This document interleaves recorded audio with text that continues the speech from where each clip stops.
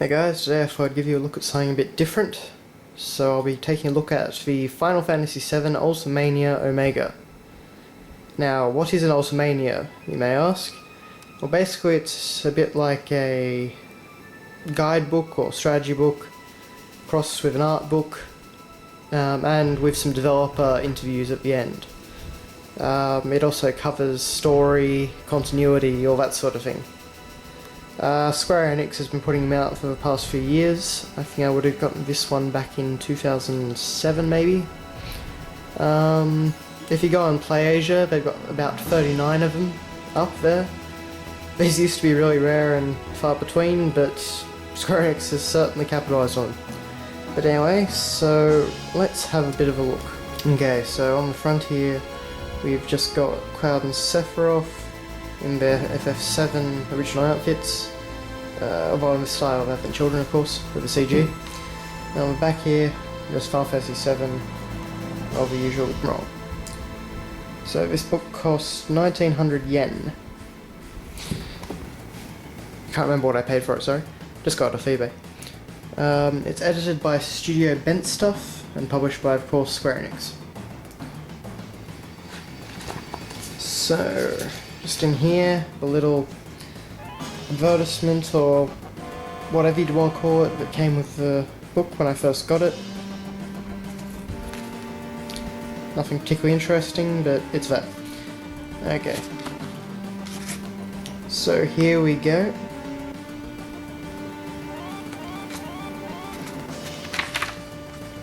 So we start, welcome to Final Fantasy VII Ultimania. I should probably say my Japanese is very limited, so I probably won't be able to get us too far in depth with this book, but bits of English and my knowledge of katakana, you know, I know a bit about what's going on.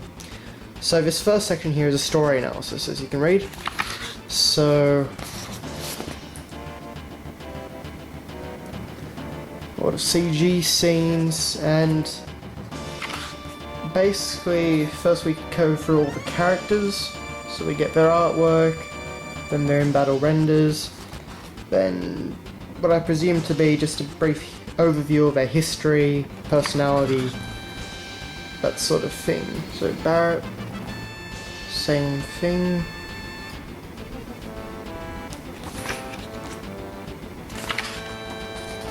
There's Tifa. So on, Aerith, Red, Kate Sith, Vincent, Sid. Anyways, you get the idea. And finally Sephiroth. Okay. Then it goes on to some more extraneous characters. So here we see the original artwork for the entire Shinra group. And then we go up here, a little chart showing the relations between all of them, Turks, and then of course for in-game graphics, little bios, all that sort of thing. Yeah, so there they are. Rufus and the Turks. And then we get on to some different things, so the original designs for Zack. And Tifa's mentor, whose name escapes me. What is it? Zangan? Over here, yep.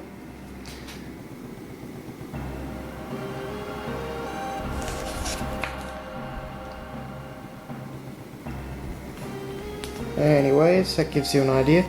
So that's basically the characters section.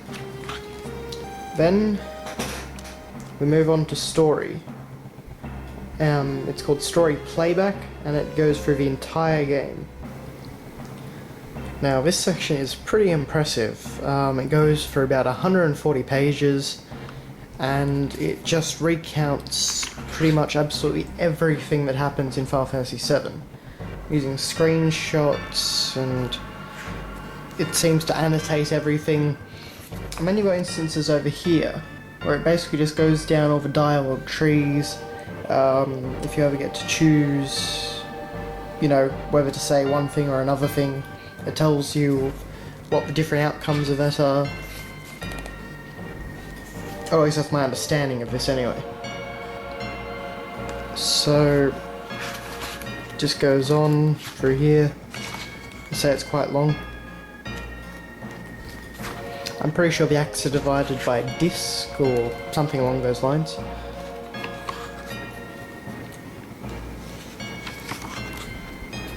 Anyway, as I say, it is quite long. I'm sure if I knew Japanese it'd be a great read, but anyway, it's still rather nice to look at.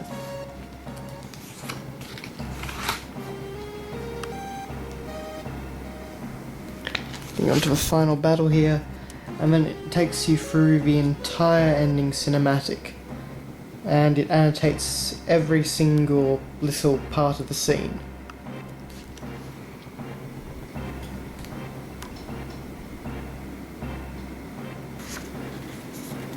Alright, and then we get onto a little section called The Truth of Final Fantasy VII.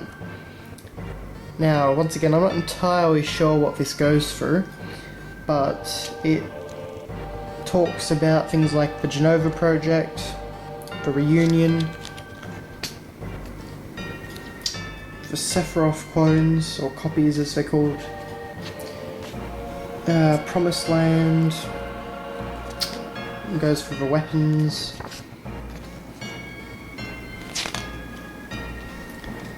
and then we get to what is basically a giant relationship chart. Okay, then we get on to section 2, World of Final Fantasy VII. Now in this section, we've basically got maps of every single screen of the game, and every part is annotated. It goes incredibly in depth. So we're at all the early sections of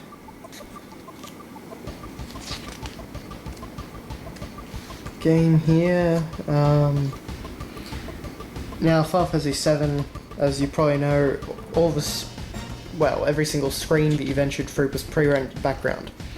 So it was made outside of the game, and basically it's made to animate, look pretty, and just work in the context of the game, rather than actually traditional mapping. This became a trend for PS2 games, PS1 games, sorry. Nothing was really rendered in real time.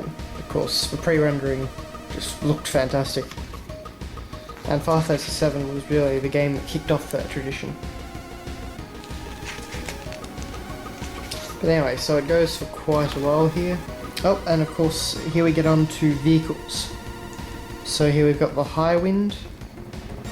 Got some really detailed drawings and schematics actually. Tiny Bronco.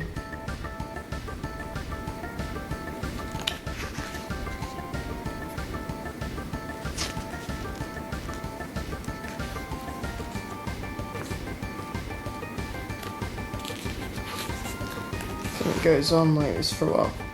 You've got the trains at the beginning, the rocket, chocobos,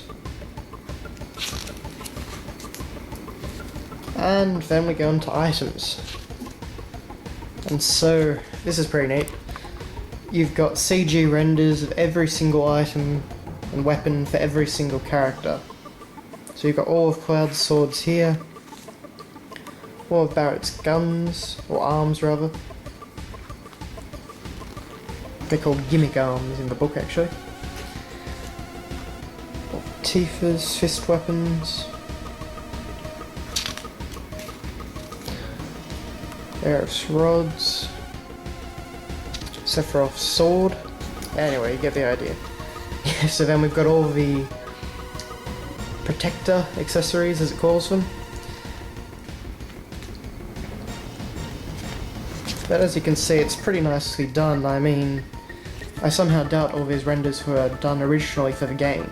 Of course, you never see any of these things. So it's pretty nice they went to the effort for the book. Here we go. Key items, so we start with dresses and wigs from a cross-dressing scene.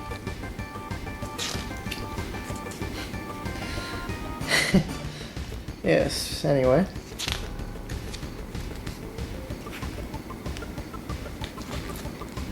Okay. Then we get something called Battle Memoirs. And this is basically a bestiary. So it takes you through every enemy in the game.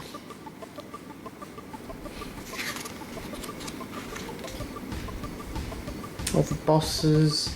And it gives you annotations about them. I mean, I presume it'll tell you about their weaknesses. Or maybe it just talks about what they are as such, like Robot Scorpion is a Robot Scorpion, that sort of thing. Sadly, I can't really tell you. There's Yuffie down there. The depth that this guy goes into is just phenomenal. I think it's probably the most in-depth guide I've ever seen. Anyway, and here we are, final lots of bosses, save for Sephiroth. And that's that. Then we come to section 3, Ultimate Play. Now, I'm not entirely sure what this section is, but I presume it's a guide to basically doing all the extra stuff in the game. Of course, then we see the extra weapon battles. Up here it talks about weapon square 5 times match. If anyone actually knows anything about a few of these sections, please feel free to say it in the comments. I'd be quite interested to know, really. Okay, so here's Emerald Weapon. A few dialogue trees down here, I believe. Which is interesting, I'm not entirely sure what they're about. There's Ruby Weapon. Something about battle. Possibly just talking about battle strategies or something like that. Then we've got materia, gear, outlines there, I guess. Anyway, I'm afraid I can't really offer too much commentary, and there's not really too many pictures in this section, so I might just... And the final section, which doesn't give you an English title, as you can see. So... this is... I think it just takes us through a few of the oddities of Final Fantasy VII. So here you've got the romance subplot, and it's annotated by Kate Sif, Magical Fortune Teller, of course. So it's basically going through, you can go Vera, Tifa, or Yuffie. Or maybe I've got this a little bit wrong, because there's Barrett, and I'm pretty sure you couldn't do anything with Barrett. At least I hope so. Really hope so. Anyway, and then some stuff with the Turks, in the Gold Saucer it appears. Anyway, here we are. So for the romance subplot, it gives you the dialogue here. Different choices you can make. So there they are, all are on the Ferris wheel ride. So that's pretty neat. And then it goes through what happens at the play, the gold saucer, depending on which girl you choose, etc. Anyway. Actually, maybe you could choose Barrett. Maybe I'm just forgetting something. I don't exactly know why you'd choose Barrett, but... anyway. Okay. So there's something Omega here. Not entirely sure what this is taking us through. Seems to be jumping all over the place. So there's Robot Scorpion battle and there's Coaster to Sol. Okay, so then it goes through showing you all the ultimate weapon sets, I suppose for best configurations. As you can see, all these things are numbered, so I presume that you just go for a whole lot of different things. Little curiosities. Okay, here we get to a bit of more interesting part. Something called the Battle Album. Now this takes you through a whole lot of the animations in the game. So we start with a whole lot of the summon animations. So we've got the Chocobo animation here, with that Chocobo there. Shiva, Ifrit. Ramu. Yeah, as you get the drift, so it just takes you through all the different summon animations. Okay, then it shows you all the animations for the limit breaks. So here's all of Clouds, all of Barret, there's Aerith. You get the idea once again. So that's all pretty neat, if not entirely necessary, but oh, this is nice, I must admit. This shows you all of Sephiroth's limit breaks. So all the different ones he uses is safe Sephiroth. So we have Supernova here. And of course everything's annotated. Okay. Then we've got the early material file. From what I know, this basically goes through a lot of the alpha and beta scenarios for Final Fantasy VII's story. So things which were originally in the game, which just never made it through or changed, and then finally we get to the artwork portion. So here we get Nomura's artwork, original concept designs for Cloud. Certainly different looking, wasn't he? Particularly the Buster Sword. Got a lot bigger, as you can actually see here. And then you've got little storyboard style things for the limit breaks, which is pretty nice. Barret, once again, Barret originally pretty different. And more storyboards. Tifa.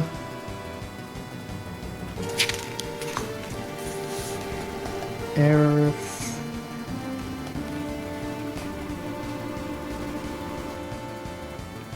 And then there's Red 13 all grown up and with his children. Vincent.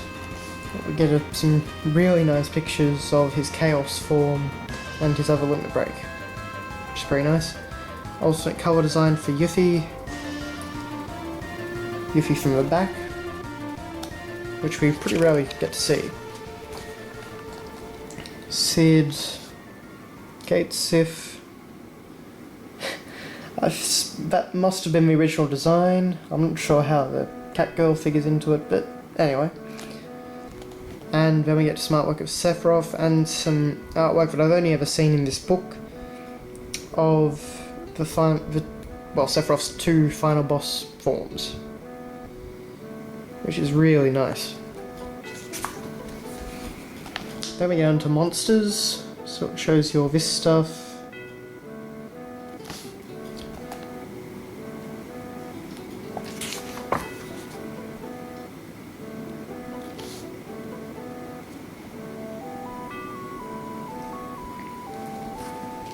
Okay, so all that's really nice, and it keeps going for all the vehicles. Okay, I'll just double back for a second. Then it does a little section on Final Fantasy VII and other games, because it's had a lot of crossovers. Most obvious, of course, being Kingdom Hearts. So it takes you a bit through that.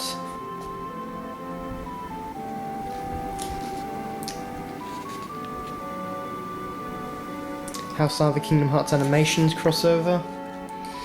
Then it takes you on to, I believe it's called Itadaki Street or something like that. It has characters from a range of different games, including Dragon Quest, and it's sort of like a board game, a bit Mario Party-ish. Alright, then we've got Urgies, which is generally considered to be a bit of a Final Fantasy VII fighter. Let's see.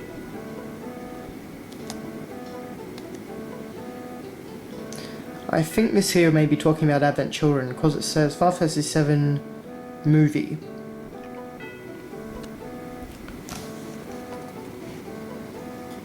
Keep in mind this book was released, I'm not sure if it was shortly before or possibly just after Advent Children. Now here's all the stuff from Urgies.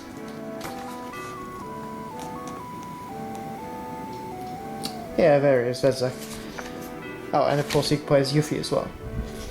Anyway, Final Fantasy VII has also appeared, of course, in Final Fantasy Tactics, so it takes you through that.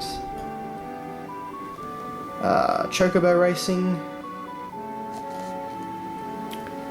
And it mentioned something about in Final Fantasy VIII, but I'm not entirely sure what there. And in Final Fantasy VIII as well, you've got, I'm not sure if you can see it there because of the light, but it says Cloud Shop. Then it talks about other games in FF7, so things that FF7 referenced. Sadly though, I can't really help you there. Alright, then it goes for the FF9 reference, where Zidane says that he remembered a guy with spiky hair carried a big sword in the weapons shop in Limbum. Then you've got how in Final Fantasy V, the remake, well, the port on the PlayStation I should say, on the loading screen you can get all sprites of, among others, Final Fantasy VII characters like Cloud there.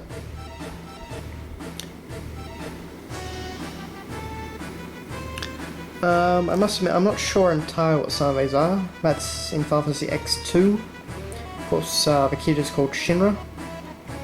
That's believed that the Final Fantasy X universe is the same as the Final Fantasy VII universe.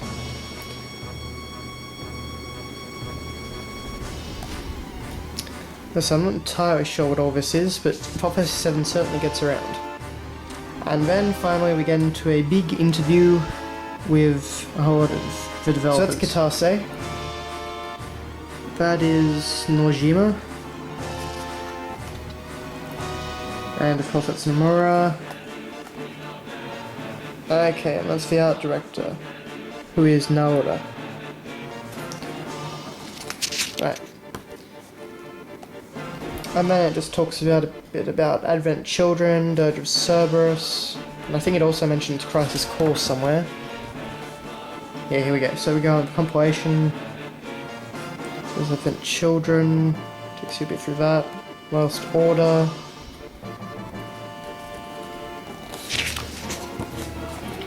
Crisis Core. Oops. What am I on about? Sorry, Dirge of Cerberus.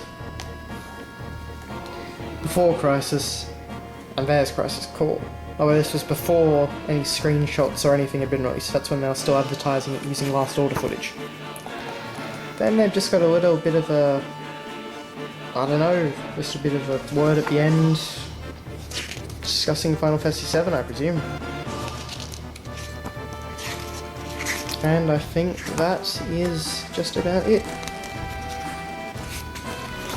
Yep, there's the last page. Alright guys, it ran pretty long, but I hope you enjoyed this look at the Final Fantasy VII Ultimania Omega. I couldn't find any other videos looking at it, so I figured I'd give you guys a look.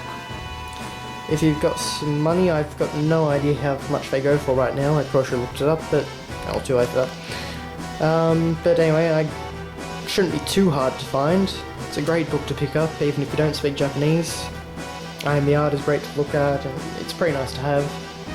I haven't got my hands on any of the other Ultimanias, I must admit, so I don't know how they stack up. I presume they're pretty good. But yeah, I think that's all I've got to say. So thanks for watching guys, hope you enjoyed it, and see you later.